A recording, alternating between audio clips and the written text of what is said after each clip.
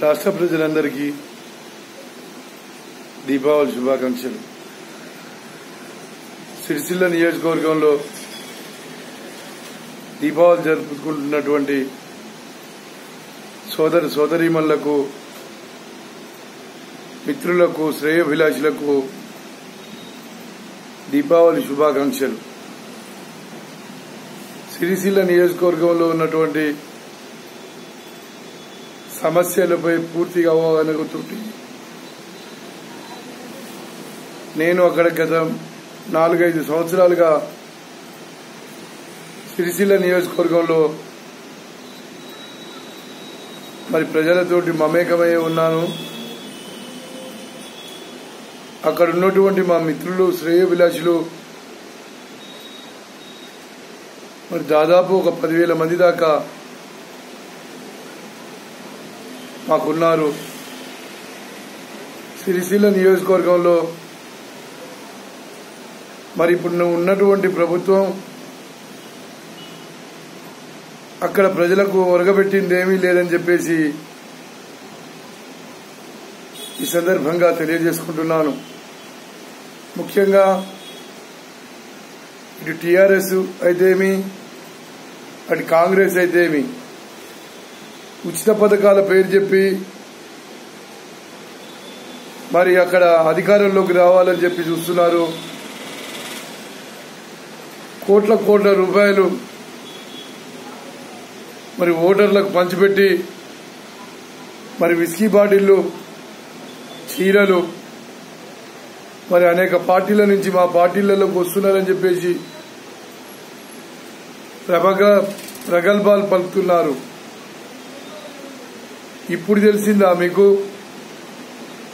కుల సంఘాలతోటి మీటింగులు పెట్టించి ఆశీర్వాద సభలని చెప్పేసి మాకు మద్దతు తెలుపుతున్నారని చెప్పేసి మీరు అనటం చాలా శోచనీయం. కుల సంఘాలతోటి అక్కడెక్కడైనా కూడా మీటింగులు పెట్టించడం, మాకు మద్దతు తెలుపుతున్నారు, వీళ్ళందరూ మాకే ఓట్లేస్తారని చెప్పేసి ఏ కులానికి ఆ కులాన్ని విడగొట్టేసి అలా వీళ్ళంతా గొప్పలు చెప్పుకుంటున్నారని చెప్పేసి నేను అంటున్నాను. మిత్రులారా, అందరు చూస్తూనే ఉన్నారు. ఈ ఎలక్షన్ రాగానే ప్రజల మధ్యన ఉంటారు.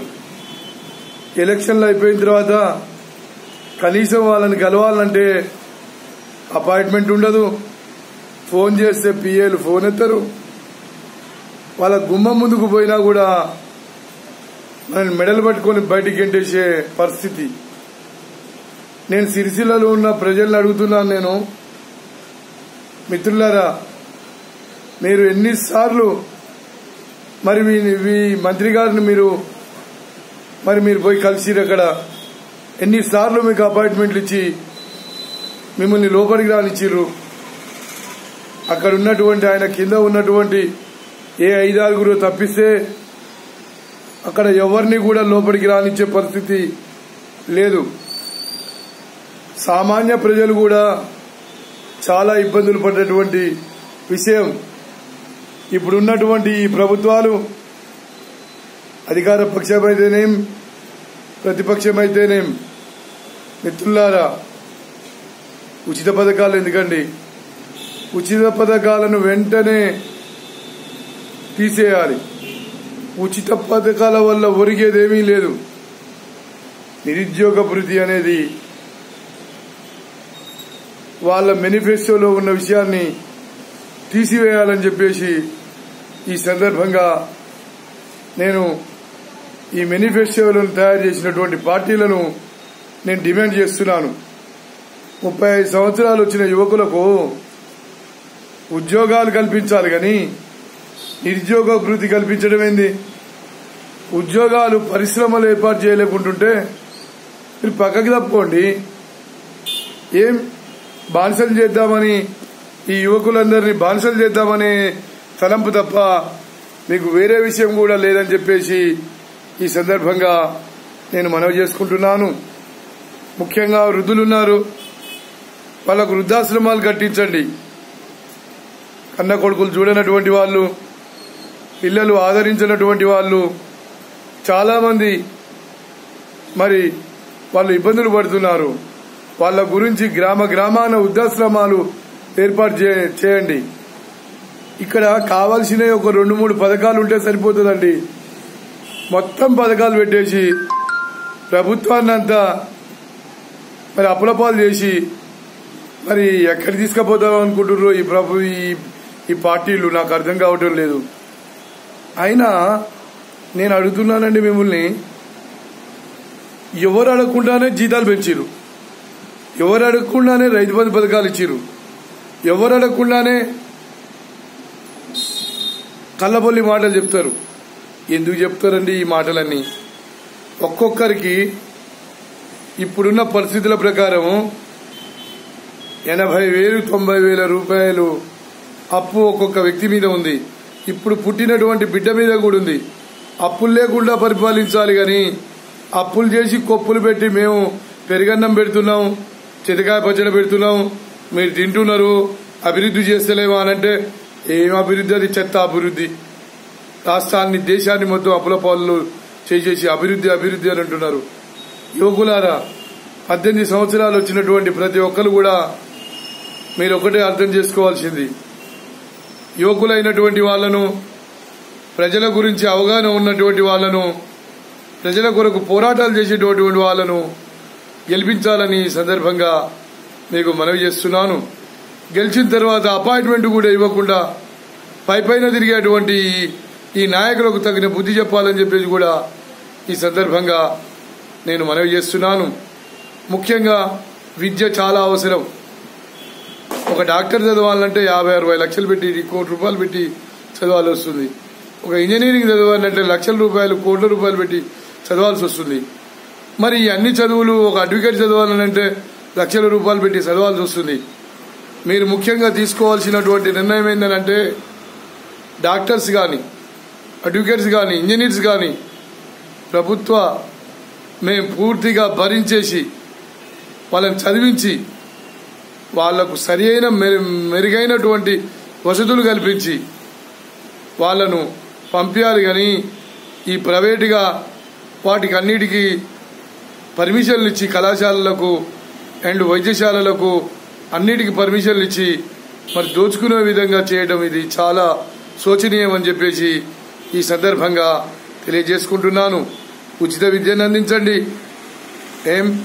మీ పిల్లలు ఇంగ్లీష్ మీడియాలల్లో, పెద్ద పెద్ద కార్పొరేట్ స్కూళ్ళల్లో, విదేశాలల్లో చదవాలి. ఇక్కడ చదివిన వాళ్ళకేమో విలువనియ్యరు. మీరు పక్క రాష్ట్రాలలో, పక్క దేశాలలో, విదేశాలలో చదివిన వాళ్ళకేమో మీరు అక్కడ పెద్ద పీటలు వేస్తారు. ఏం నాయన, మీ పిల్లగాళ్ళేమో కార్పొరేట్ సంస్థలు చదివిస్తారు, మీకేమో గవర్నమెంట్ పదవులు, మంత్రి పదవులు కావాలి, ఎమ్మెల్యే పదవులు కావాలి, ఉద్యోగాలు కావాలి, అన్ని కావాలి. మీ పిల్లలు కూడా గవర్నమెంట్ స్కూళ్ళనే చదవాలని ఒక చట్టం తీసుకురావాలని చెప్పేసి కూడా ఈ సందర్భంగా నేను మనవి చేసుకుంటున్నాను. కోట్ల రూపాయలు ఉన్నోళ్ళు కూడా ఈ రోజున మరి పెన్షన్లు తీసుకుంటున్నారు, రేషన్ కార్డులు ఉన్నాయి. ఎవరికి పడితే వాళ్ళకే, ఎక్కడ పడితే అక్కడనే. అసలు ఈ వ్యవస్థల అసలు మార్పు అనేది సమిష్టిగా రావాలని చెప్పేసి ఈ సందర్భంగా నేను తెలియజేసుకుంటున్నాను.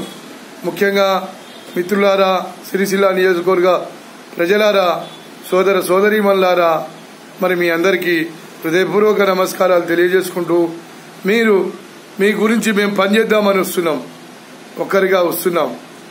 మాకు అక్కడ వెనుక సైన్యం ఉంది. ఆ సైన్యంతో పాటుగా మీ ఒక్క ఓటు నిజాయితీగా మా జైస్వరాజ్ పార్టీ పెన్ను గుర్తుపైన వేసి గెలిపించాలని చెప్పేసి ఈ సందర్భంగా తెలియజేసుకుంటున్నాను. అటు కాంగ్రెస్ పార్టీ అయితేనేం, ఇటు టీఆర్ఎస్ పార్టీ అయితేనేం, ఇటు మిత్రపక్షాలు అయితేనేం, అన్నింటికి తగిన గుణపాఠం చెప్పి యువకులుగా మీ ముందరికి వస్తున్నందుకు మరి నేను అఖిల భారత ఓబీసీ బీసీ హక్కుల పరిరక్షణ సంఘం నుంచి మరి అగ్రవర్ణాల్లో ఉన్న పేదల గురించి ఎన్నో ఉద్యమాలు చేశాను. పేదల బతుకులు నాకు తెలుసు, పేదలు ఎలా ఉంటారో నాకు వాళ్ళ జీవితాలు తెలుసు. మీరు కూడా మరి 500కో 1000 రూపాయలకో మరి ఈ ఓటును అమ్ముకోవద్దండి. ఓటు అనేది ఆత్మగౌరవానికి సంబంధించినటువంటి విషయం. ఈ ఓటే మన రాజ్యాధికారానికి మరి ఇది తొలిమెట్టు. ఈ ఓటు ద్వారా మీరందరూ మరి తగినటువంటి బుద్ధి చెప్తారని చెప్పేసి ఆశిస్తూ మరి సిరిసిల్లలో ఉన్న ప్రజలు మరి నాకు ఓటేసి గెలిపించాలని, నాకు 10,000 మంది బలగా ఉంది. మీరు ఒక్కొక్క ఓటు వేస్తే లక్షల ఓట్లు అవుతాయి. ఆ ఓట్ల ద్వారా నేను విజయాన్ని సాధిస్తా అని చెప్పేసి మీకు తెలియజేసుకుంటూ, నేను చీరలు ఇయ్యను, డబ్బులు ఇయ్యను, విస్కీ బాటిల్ పంచిపెట్టను, నేను ఎలాంటి ప్రచార కార్యక్రమాలు కూడా మీకు అక్కడ చేయను. నేను కొద్దిపాటి మరి ఎలక్షన్లలో మొత్తం కలిపినా కూడా నేను చాలా చిన్న మొత్తంలోనే ఒక 50,000 అంతకంటే ఎక్కువ నేను అక్కడ ప్రచారం చేయను. కరపత్రాలు అండ్ కొన్ని పుస్తకాలు మాత్రం మీకు పంచిపెట్టిస్తా. సిరిసిల్ల ప్రజలందరూ నన్ను ఆశీర్వదించి నాకు ఓటేసి గెలిపిస్తారని చెప్పేసి మీ అందరికీ పేరు పేరు నా కృతజ్ఞతలు తెలియజేసుకుంటూ ముగిస్తున్నాను. జై హింద్, జై హింద్, జై హింద్. పెన్ను గుర్తుకే మన ఓటు, పెన్ను గుర్తుకే మన ఓటు. జై స్వరాజ్ పార్టీ, జై స్వరాజ్ పార్టీ. పెన్ను గుర్తుకే మన ఓటు వేసి గెలిపించాలని ప్రార్థిస్తూ జై హింద్, జై హింద్, జై హింద్.